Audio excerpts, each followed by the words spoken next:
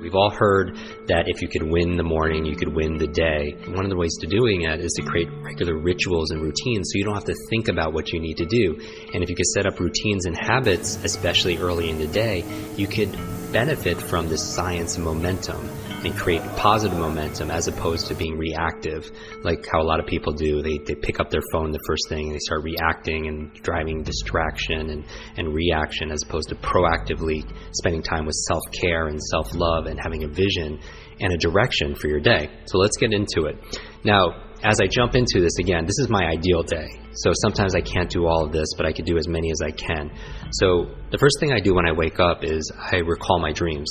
When you're dreaming is that you're actually processing and integrating and working on solutions, your subconscious mind, to the things that you're focusing on during the daytime. But most people forget their dreams. After that, I get out of bed and I make the bed. Okay, and now this is something that is obvious that most of you do, but if you don't do it, take 2 minutes and make your bed, because that's a success habit, right? If we're talking about positive momentum, the science of momentum, getting things done, checking things off, doing it with excellence, then make your bed. It's worth the 1 or 2 minutes, because again, how you do anything is how you do everything.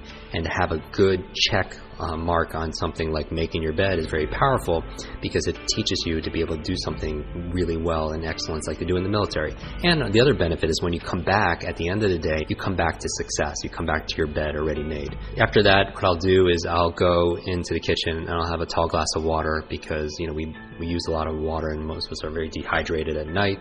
I'll take my supplements there. I take my probiotics, which is the big one, because your gut is your second brain. We talk about quick brain, being your brain in your head, but you also have incredible amount of nerve cells in your gut.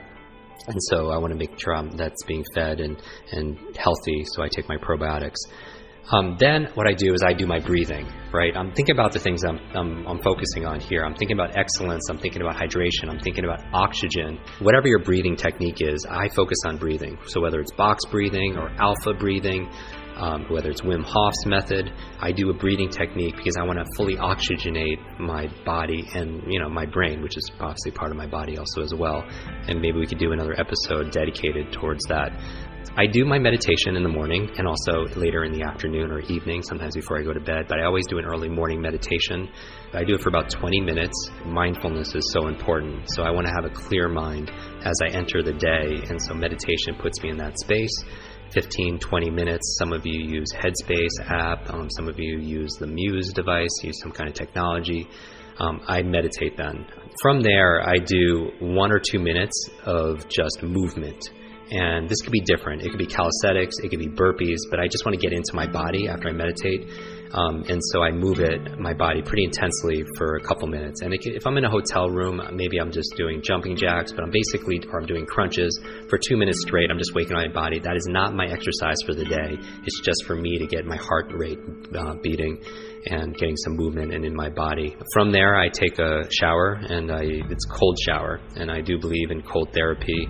It works for me. It helps me to reset my nervous system. Ice baths are very powerful because it helps, like if you hit your knee, you put ice on it to reduce swelling and inflammation.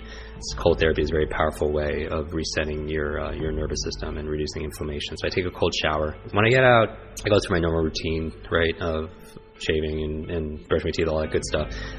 Then I make a tea, and my favorite tea is like a brain tea. It's a combination of Gotu Kola, ginkgo, lion's mane, some MCT oil, and some other gems. As I go through it, I sip my tea, and that's where I write my journal. And I'm a big believer in journaling. I've been doing it since I've been in college, and I feel like some of the most amazing thinkers of our time and in history, they journal and they keep diaries. I mean, you think about Edison, Einstein, Da Vinci. I mean, their journals are priceless, right? From there, right from journaling, since I'm writing, I like writing. There's a lot of studies saying that handwriting is better than actually typing. Then, since I'm writing already, I'm going to my to-do list. And we all have most of us have an ongoing to-do list of things that we need to get done. For me, the big thing is I just want to be able to accomplish, as a total win, 3 things for work and 3 things personally. And they don't have to be all epic big things, but I just feel like that if I could get 3 of my work goals done on my to-do list and 3 of my personal things to do, then it's been a great day. And it's kind of like my friend Clay Hebert talks about a champagne moment. It's like your champagne moment when you're looking back at the end of the day saying, yes, today was a great day. Today I crushed it. Today I won. And in addition to my to-do list, I also have a list to feel list, because I feel like a lot of our who we are is our states and emotions, and I think I don't want it to be just where I happen to feel a certain way by accident. It's by its design. It's the metaphor I always talk about, the difference between a thermometer and a thermostat. A thermometer reacts to the environment, and I feel like sometimes if I act like a thermometer, I'm just going to react to everything that's going on in my world, and I just might have some good positive states, as opposed to being a thermostat where I set in advance a standard, a goal, for my to feel list, certain feelings I want to feel throughout the day, so I could design it that way. To feel love, to feel curious, to feel bewilderment, right? Connection, gratitude. I also have, besides a to-do list and a to-feel list, I also look at my to-be list. Like, who do I want to be today? And do I want to be a good partner? Do I want to be a good friend and a good leader, a good teacher, a good coach? I feel into what I want to be that day, because it's not just about we're not. It's kind of cliche, but there's a truth to it. We're not human doings, right? We're human beings. So who do I want to be today?